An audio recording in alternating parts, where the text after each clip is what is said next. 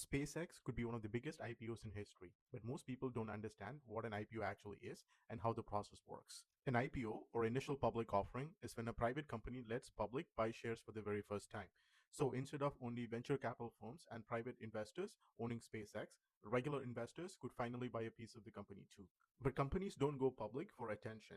They usually do it to raise massive amounts of money so that they could expand faster or fund new projects or give early investors a way to cash out. So what actually happens before a company like SpaceX goes public? First, it hires investment banks like Morgan Stanley or Goldman Sachs to help manage the IPO.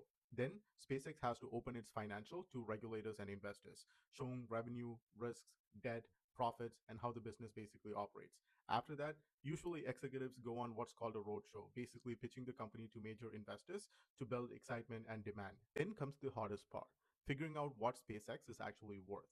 And that's difficult because investors aren't only valuing rockets, they are valuing Starlink, satellites, government contracts, AI infrastructure, and even future space transportation. And that's what modern IPOs are really about now. Not just current profits, but whether investors believe a company could dominate an entire future industry. And if SpaceX does go public, it could become one of the biggest IPOs in market history. Would you buy SpaceX when it IPOs? Or wait for the hype and volatility to settle down? Let me know in the comments and follow for more insights like this.